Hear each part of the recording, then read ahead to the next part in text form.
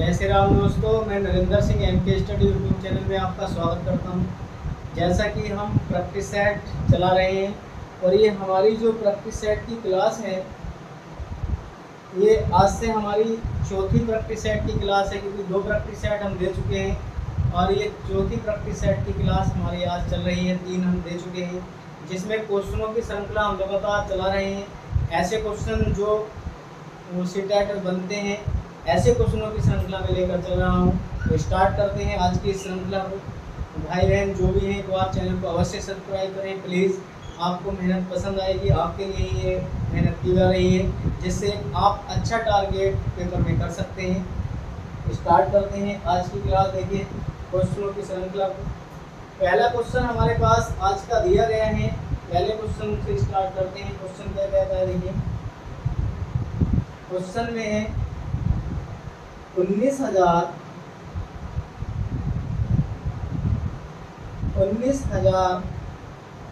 Plus 19 सैकड़े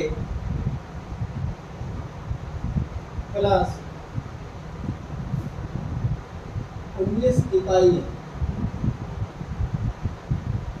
19 इकाइयाँ के बराबर है। के बराबर ऑप्शन में देखें, ऑप्शन में क्या क्या दिया गया है। पहले ऑप्शन में हमें दिया गया है 20,919 दिया गया है।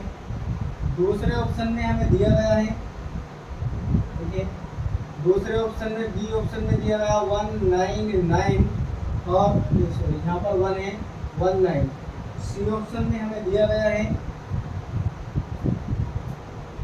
सी ऑप्शन में है 19 और डी ऑप्शन जो लास्ट ऑप्शन है हमारे पास वो दिया गया है, देखिए 1090। ये ऑप्शन हमारे पास। तब हम इसे कैसे हल करेंगे क्वेश्चन को। ये इम्पोर्टेंट क्वेश्चनों में से क्वेश्चन है, अच्छा क्वेश्चन है।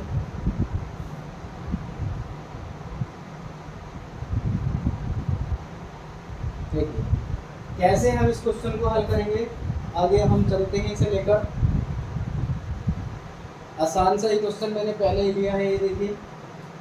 इसे हल करने के लिए हम क्या करेंगे भाई, सबसे पहले इधर से चलते हैं इकाई की तरफ से। पहले इकाई में चलते हैं, दहाई में चलते हैं और फिर सैकड़ा में चलते हैं। इस तरह से हम इसमें चलना प्रारंभ करेंगे। देखिए पहले जब हम लिखेंगे, इकाई का मतलब 19 होता है, जब सैकड़ा है 100, यानी कि 2 आप जीरो उसमें लगा देंगे, ये 19 हुआ। फिर 1000 की बात कर रहा है वो, तो 1000 में हमारे पास 3 जीरो होते हैं और यहाँ पर हम क्या लगा देंगे, 19 को आप यहाँ पर लगा दीजिए। इन सबको ऐड करेंगे, पता लगेगा हमें कि कौन किसके बराबर होता है। देखिए इसे जोड़ेंगे तो 9 आएगा और यहाँ पर 1 आएगा। इसे जोड़ेंगे 9 आएगा, इन्हें दोनों को जोड़ेंगे 9 और 1 10 का 0 होगा, 1 और 1 2, 2919 हमें पहले ही ऑप्शन में मिला 2919 और ये ऑप्शन हमारा सही होगा 2919। इस प्रकार से हम ऐसे क्वेश्चन निकाल सकते हैं। 2919 हमारा ऑप्शन सही है। उम्मीद है कि आपको समझ में आया होगा। अगले क्वेश्चन पर चलते हैं। देखिए आगे अगला क्वेश्चन है, क्वेश्चन में ये है 3759 गुणा 95 73 गुणनफल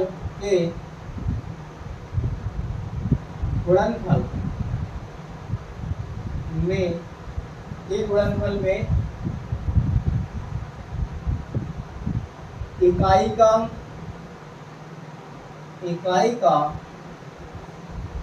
अंक व दहाई के अंक का योग होगा। ए ऑप्शन में दिया गया, देखिए क्या क्या होगा, हमें ये इसमें देखना है। ऑप्शन में पहले ऑप्शन में हमें दिया गया है, अगर आप ध्यान से देखें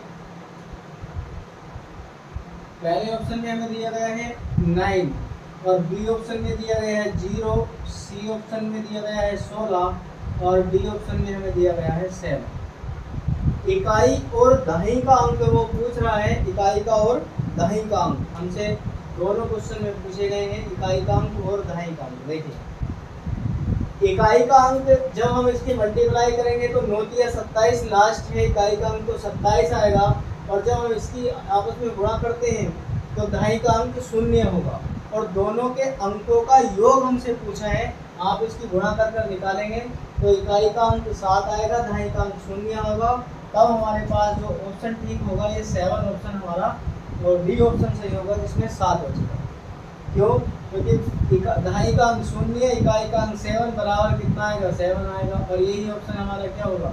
सही होगा, है ना। इस प्रकार से आप इसकी मल्टीप्लाई कर निकाल सकते हैं। आसान से क्वेश्चन ये हमने लिया था, देखिए अच्छा क्वेश्चन था वैसे ही।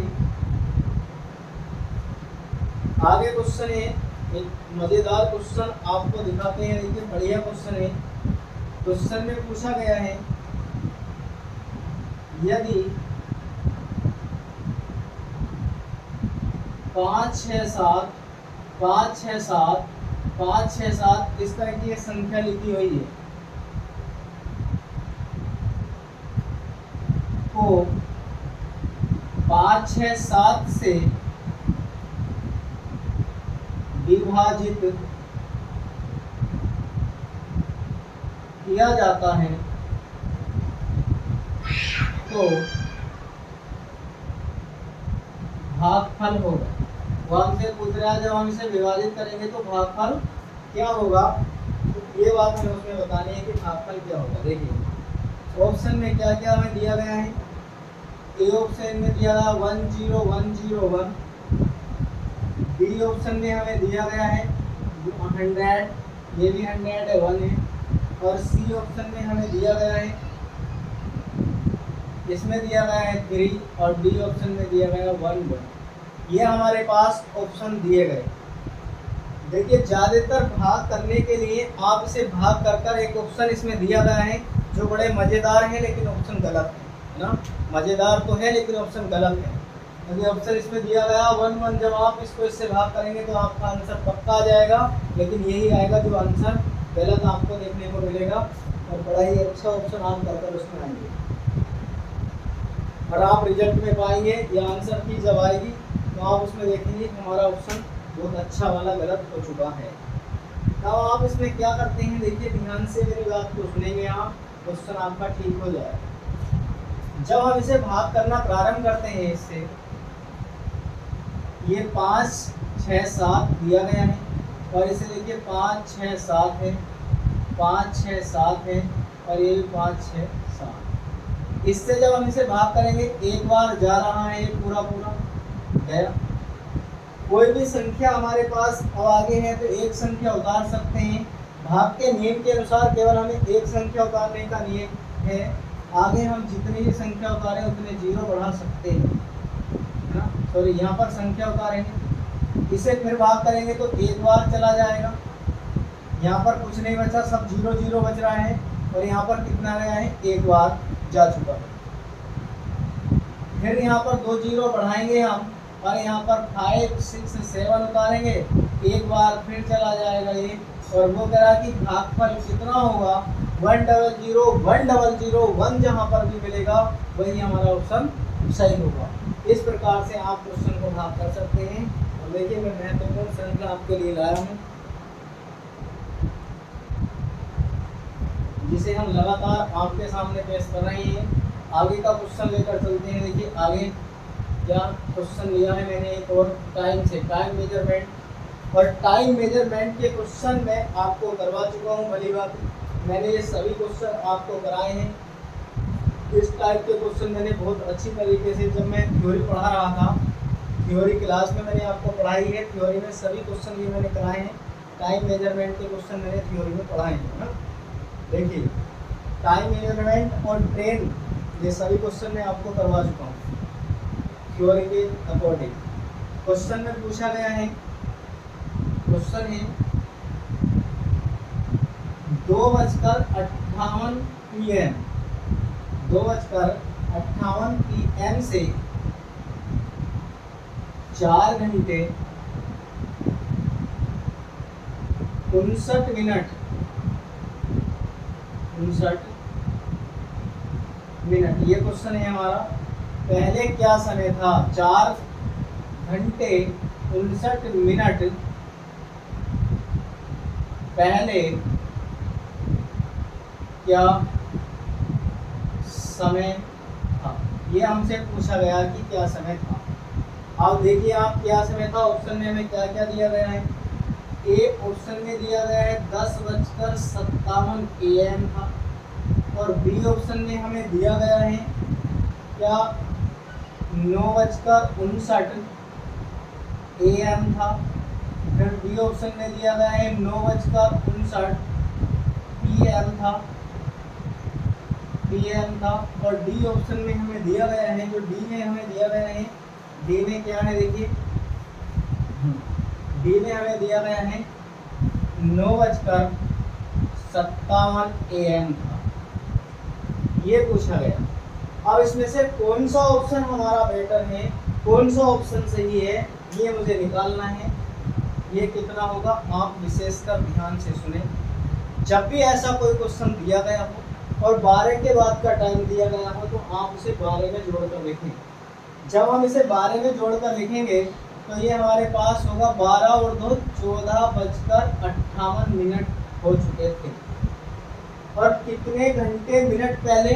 4 घंटे 59 मिनट पहले की बात कर रहा है, यानी कि मैं इसमें से 4 घंटे और 59 मिनट 4 घंटे और 59 मिनट अगर घटा दूं तो आपका टाइम निकल जाएगा। अगर मैं इसे घटा दूं तो आपका टाइम बेहतरीन निकल जाएगा। और यही बात वो हमसे पूछ रहा है। देखिए,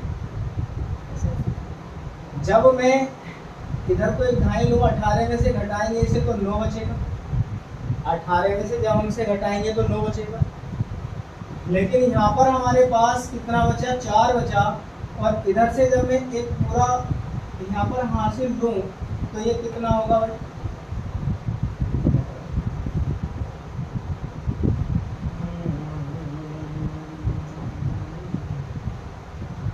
यहाँ से जब हम घटाएंगे इसे, देखिए एक इधर से लेंगे तो ये होगा हमारे पास 14, क्योंकि 4 था। और 14 जब हमारे पास ये बचेगा तो इसमें से हम निकालेंगे, नहीं, आपके पास ये 58 है और ये 59, यही तो है। अगर मैं इसे घटाता हूँ तो यहाँ पर बचेगा 2 में से, ये बचेगा 9:59 मिनट, और 59 भी हमारे पास AM का समय होगा। आप इसे आपस में घटा देंगे, आपको टाइम मिल जाएगा। देखिए इधर को ढाई लें, और यहाँ से जब घंटा लेते हैं, इसमें से इधर को ढाई लेते हैं तो पूरी 1 घंटे की लेते हैं, जो 60 मिनट का होता है। कितने की लेंगे? 1 घंटे की लेंगे, जो कि पूरा 60 मिनट का होता है। और जब हम 60 में कुछ से जोड़ेंगे तो 8 होगा, 5 6 कितने हुए? 11, और 118 में से आप 59 घटा दीजिए। 118 में से आप 59 घटा दीजिए। जब आप 59 घटाएंगे, देखिए इधर को ढाई लेंगे, एक यहाँ से 18 में से 9 गए, और यहाँ 10 बचा, 10 में से 5 गए तो 5, और यहाँ बचा कितना? 13 में से 4 गए तो 9 बचा, यानी कि 59। ये वाला ऑप्शन हमारे पास सही होगा। ये कितना है? 9, यानी कि 9:59 AM का समय हो रहा होगा उस टाइम। इस प्रकार से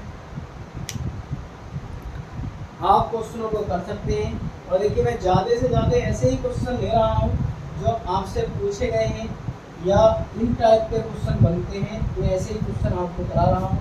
आप हमसे जुड़े रहिएगा, अपनी तैयारी को एक अच्छा जज्बा दीजिए, जिससे कि आप अच्छे से अच्छे मार्क प्राप्त कर सकें। अच्छी कोशिश आप कर सकते हैं भाई, ऐसी कामना हमारी है। और इसी मेथड के क्वेश्चन में आपको करा रहा हूँ। आगे क्वेश्चन लेकर चलते हैं। देखिए क्वेश्चन में क्या है, आगे के क्वेश्चन स्टार्ट करते हैं। और मैं आपको पढ़ाए गया हूँ। आगे क्वेश्चन लिखा गया है, देखिए निम्नलिखित कथनों में से पेडागोजी से हमने क्वेश्चन लिया है। पेडागोजी का क्वेश्चन है, पेडागोजी सेक्शन का क्वेश्चन है। निम्नलिखित कथनों में से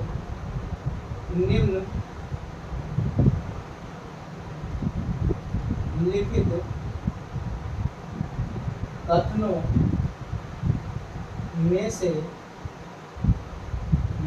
कथनों में से कौन सा कथन सही है? कौन सा कथन सही है? नंबर ए पॉइंट हमें दिया गया, देखिए कौन कौन सा सही है ये हमें बताना है। 3 विषम संख्याओं का गुणनफल एक सम होता है।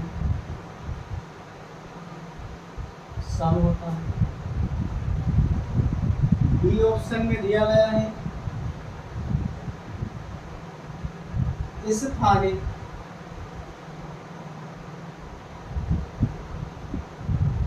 समझ में योग्यता के लिए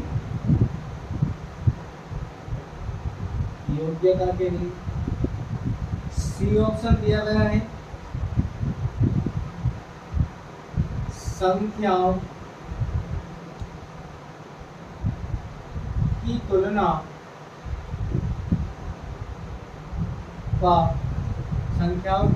का बोध विकसित कराने में, तुलनाओं का बोध विकसित कराने में। और डी ऑप्शन हमें दिया गया है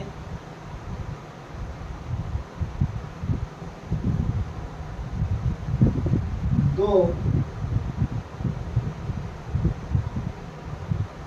विषम संख्या और एक सम संख्या का योगफल, 2 विषम संख्या और एक सम संख्या का योगफल एक सम संख्या होती है, सम होता। ये हमसे पूछा गया था, देखिए क्वेश्चन में, अच्छा क्वेश्चन आपको ये दिया गया है। लेकिन ये जो 2 ऑप्शन है यहाँ पर ये लिखे हैं आप, देखिए इस ऑप्शन में मैं ये बात लिख रहा हूँ, इन्हें मिटाकर दोनों को, ये ऑप्शन रॉन्ग लिखे गए हैं थोड़े। यहाँ पर लिख रहे हैं केवल ए, और इसमें लिख रहे हैं ए तथा बी दोनों। मैंने ये लिख दिया इसमें। अब आप ध्यान से सुने, देखिए पहला ऑप्शन कह रहा है, मैंने इसलिए लिखे हैं अपनी तरफ से ऑप्शन, क्योंकि वो रॉन्ग लिखे गए थे और ये भी सही लिखे गए हैं। इनमें से क्या आंसर है ये हमें बताना है। 3 विषम संख्याओं का गुणनफल एक सम होता है। देखिए अगर 2 विषम संख्या हो तो 2 विषम संख्याओं का तो गुणनफल सम हो सकता है, लेकिन 3 विषम संख्याओं का गुणनफल सम नहीं हो सकता। ये आप ऑप्शन जो हमें दिया गया है ये गलत ऑप्शन है और ये इसका जवाब नहीं है। फिर वो कह रहा भाई ए तो कट गया, जब ए सही नहीं है तो बी वाला ऑप्शन अपने आप कट गया केवल ए, और जब ए सही नहीं है तो ए इसमें भी आ गया, ए वाला भी कट गया। एक ही ऑप्शन शेष हमारा बचता है कि 2 सम संख्याओं का गुणनफल तथा 2 विषम संख्याओं का गुणनफल तथा 1 विषम संख्या का योगफल सदैव क्या होता है, ये हमसे ऑप्शन में पूछा गया था। और हाँ, 2 विषम संख्याओं और 1 सम संख्या का जो योगफल है वो हमेशा क्या होता है, सम संख्या होता है। यही हमारा ऑप्शन सही होगा।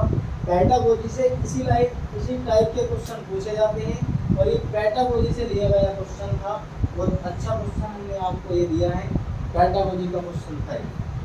देखिए आगे क्वेश्चन और इसमें लिया गया है, बहुत ही अच्छा शानदार क्वेश्चन है जो इसमें लिया गया है। क्वेश्चन है ऐसे क्वेश्चन ज़्यादातर मैं हर सेट में आपको करा रहा हूँ जिससे क्वेश्चन आए और आपसे छूट ना पाए। क्वेश्चन में कहा गया है, क्वेश्चन है 6/5 में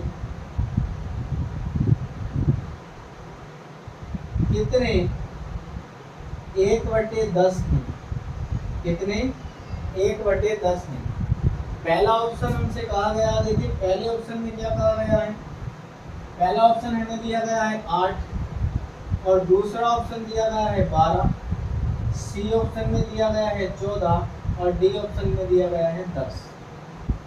ये हमसे पूछ रहा हूँ। मैंने हर क्लास में ज़्यादातर ऐसे क्वेश्चन को लेने की कोशिश की है जिससे क्या ऐसा क्वेश्चन आए और आपसे ऐसा क्वेश्चन बच ना पाए, ऐसे मैंने कोशिश की है। इसमें क्या करते हैं, जो पहली वाली संख्या हमें दी गई होगी आप उस संख्या को दूसरी संख्या से भाग कर दें, तब ये आएगा 6/5 और गुणा में होगा 10/5, 10/1 आएगा। तो आप इसे कैसे काट सकते हैं, देखिए इससे आप इसे काट सकते हैं कितनी बार, 5 बार, सॉरी 2 बार कटेगा यार, 2 बार कटेगा और 6 दूना कितना हो जाएगा 12 और हमारे पास ये ऑप्शन मिलेगा आपको 12। इस प्रकार से आप इन क्वेश्चनों को हल कर सकते हैं। बहुत अच्छे और शानदार क्वेश्चन है, हर सी टाइप के पेपर में आपको ऐसा मिलेगा, ऐसा क्वेश्चन। आगे और भी नए नए क्वेश्चन मैं आपको दिखाऊंगा, बढ़िया क्वेश्चन हम लेकर चलेंगे जिससे आप अच्छे से अच्छा सीख सकते हैं। देखिए कितना मज़ेदार क्वेश्चन है और सी टाइप में पूछा गया क्वेश्चन है। फिर आप -1 क्वेश्चन में -1 प्लस के 2 -3 प्लस 4 -5 प्लस 6 करते करते ये डैश डैश यहाँ पर माइनस के हैं और -7 प्लस डैश डैश करते हुए प्लस कितना 100, हमसे कहा गया है 1000, सॉरी हमसे कहा 1000 का मान होगा। 1000 का मान हमसे पूछा गया है कि 1000 का मान क्या होगा। क्वेश्चन को थोड़ा बड़ा लिख देते हैं क्योंकि एक रिक्वायरमेंट रहेगी बड़ा लिखने के लिए। माइनस के 1 है, प्लस के 2 है, माइनस के 3 है, प्लस के 4 है, -5 प्लस 6 -7 प्लस डैश डैश करते हुए ये 1000 दिया गया है। ठीक है, तब आप इसे कैसा निकालेंगे, ध्यान से सुने। ऑप्शन में दिया गया है, ए ऑप्शन में दिया गया है 0, बी ऑप्शन में दिया गया है 5000, सी ऑप्शन में 1 और डी ऑप्शन में दिया गया हमारे पास 2000। अगर आपने थोड़ा भी गणित पढ़ा है तो शायद आपको इसका मेथड समझ में आ गया होगा। क्वेश्चन में हमसे क्या करवाना चाह रहा है और क्वेश्चन किस प्रकार से हमसे पूछ रहा है, ये बात आपको समझ में आ गई होगी। देखिए क्वेश्चन में एक बार जुड़ रहा है, एक बार घट रहा है, एक संख्या जुड़ती है, एक संख्या घटती है। आप इसको देखें और श्रृंखला सीरीज में चल रही है, कोई भी संख्या छूटी हुई नहीं है। एक तो इसका मतलब ये है कि 500 संख्याएं होंगी इसमें जो घटाई जाएंगी और 500 कैसी होंगी। यदि मैं इन संख्याओं को जोड़ूं, देखिए 2 में से 1 जाएगा तो 1 बचेगा प्लस के, 3 में से 1 जाएगा 1 बचेगा प्लस के, 5 में से 6 में से 5 जाएंगे 1 बचेगा, 8 में से 7 जाएंगे 1 बचेगा।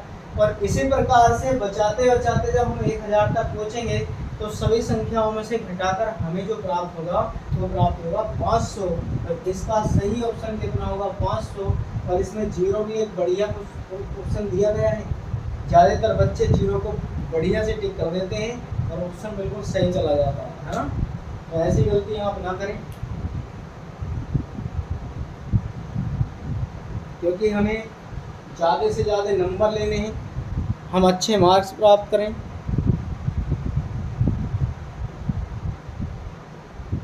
ऐसे हमें कोशिश करनी है कि हमें ज़्यादा से ज़्यादा अच्छे मार्क्स प्राप्त हो सके। देखिए आगे क्वेश्चन में 2005 एनसीईआरटी से मैंने क्वेश्चन लिया है और इससे कई बार पूछा गया क्वेश्चन है। न्यू एजुकेशन पॉलिसी से भी आपको क्वेश्चन आएगा, वो भी आपको पढ़ा दी जाएगी एक दिन में। क्वेश्चन में कहा गया है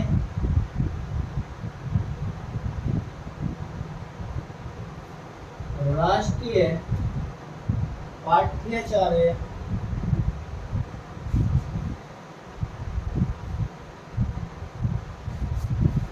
रूपरेखा 2005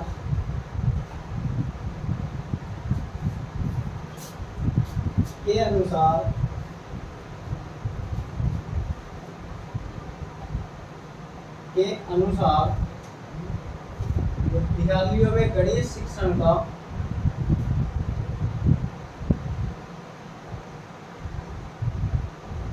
विद्यालयों में गणित शिक्षण का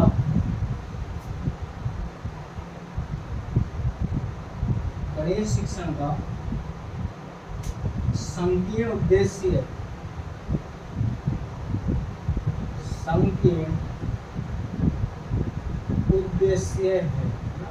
ये हमसे पूछा गया है, गणित शिक्षण का संकीर्ण उद्देश्य है। नंबर 1 क्या है देखिए,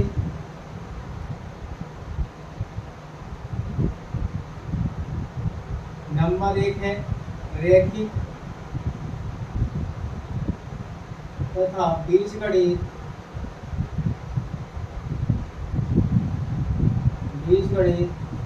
व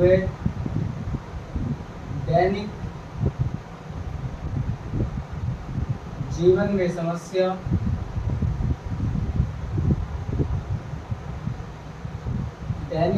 समस्या और बी ऑप्शन में कहा गया है संख्यात्मक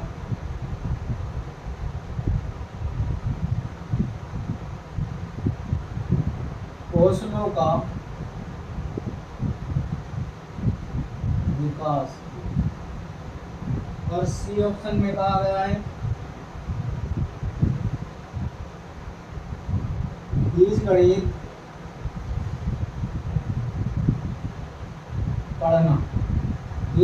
पढ़ना। और डी ऑप्शन में दिया गया है परिकलन व माप पढ़ना। मापन पढ़ना है, मापन पढ़ना। अब ध्यान से मेरी बात आप सुनेंगे।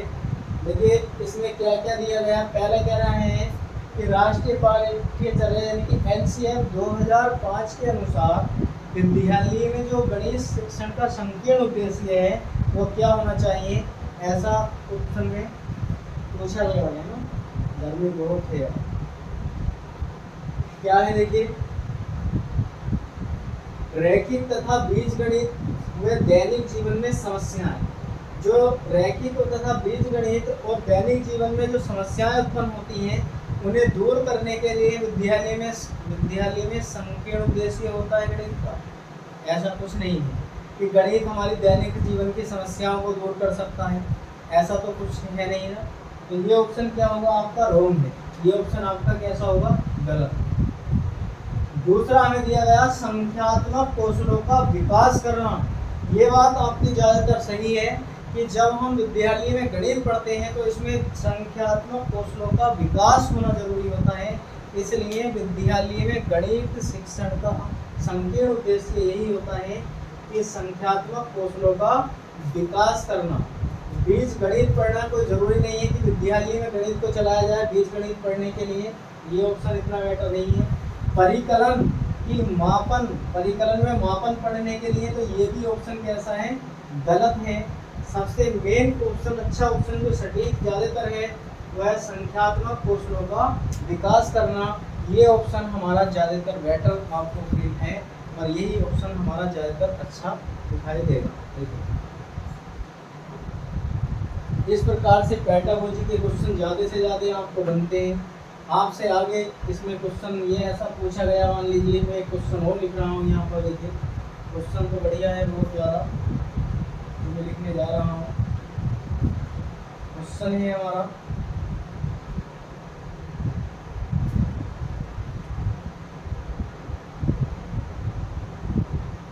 62, 51 और फिर कहा गया कि 65, 21 और 56, 21 में 5 के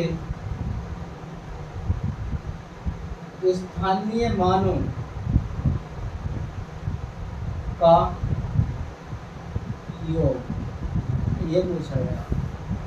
ए ऑप्शन में दिया गया है हमें, देखिए ए ऑप्शन में क्या है, ए ऑप्शन में दिया गया है 550 और बी ऑप्शन में दिया गया है हमारे पास 5550। सी ऑप्शन जो है, सी ऑप्शन में दिया गया है 50 50 और डी ऑप्शन में दिया गया है 15। ये ऑप्शन हमारे पास इस क्वेश्चन के दिए गए हैं। देखिए क्या क्या क्वेश्चन में कहा गया है। क्वेश्चन कह रहा है कि 62, 51, 65, 21 और 56, 21 में 5 के स्थानीय मानों का योगफल क्या होगा, ऐसा क्वेश्चन में कहा गया। आप 5 के स्थानीय मान निकालेंगे।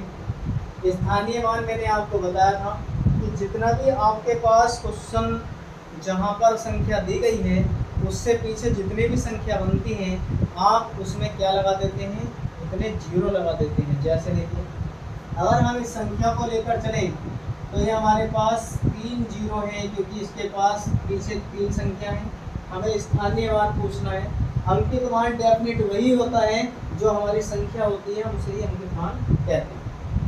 इसमें 2 जीरो संख्या के बाद है, आप 2 जीरो लगाकर 5 लगा देते। इसमें केवल 1 जीरो संख्या के बाद है, लगाकर 5 लगा दीजिए आप यहाँ पर। यही हमसे पूछा गया है। देखिए और प्लस ऐड करेंगे इसे, 0 से 0 आएगा, ये 5 आएगा, यहाँ पर भी 5 आएगा और ये भी कितना होगा, 5। यानी कि 55, 50 जो ऑप्शन हमारा है, 55, 50 जो हमारा ऑप्शन है वो आंसर राइट आंसर होगा और ये सबसे बेटर आंसर हमें मिलेगा 55, 50 ऑप्शन हमारा सही होगा।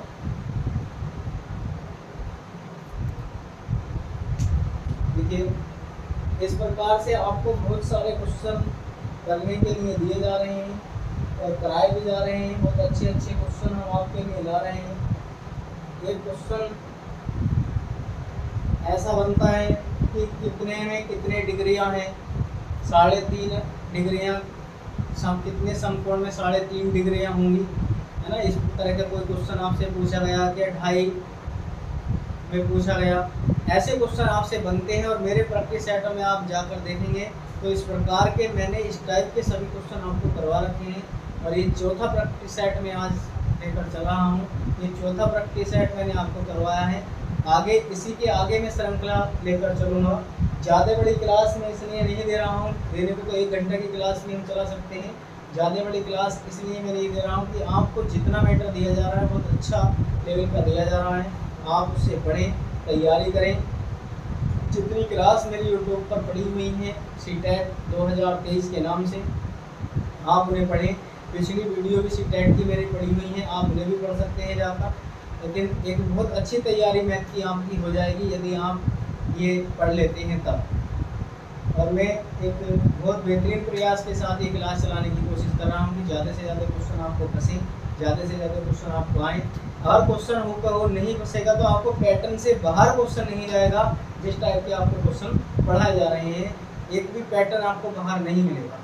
मैंने आपको 2.5 दर्जन पेंसिलों वाला करवाया है, 2.5 दर्जन चॉकलेट या पैसों से मतलब या केलों से मतलब, इस तरह का क्वेश्चन आपको देखने को जरूर मिलेगा। एक क्वेश्चन मैंने ऐसा भी आपको करवा दिया है रेलगाड़ी से संबंधित कि बेंगलोर से दिल्ली तक का जाने का समय कौन सी गाड़ी कितना समय लेती है। ऐसे क्वेश्चन भी मैं आपको करवा चुका हूँ। यदि आप सारी क्लासों को देख लेते हैं तो कुल मिलाकर आपको एक बहुत अच्छी सफलता मेरे को देखने को मिलेगी। तो जो भी भाई बहन चैनल पर नए हैं प्लीज़ एक बार चैनल को अवश्य सब्सक्राइब करें। मैं ये प्रयास आपके लिए ही कर रहा हूँ, जो भी मेहनत की जाती है। आज के लिए इतना ही, जय हिंद।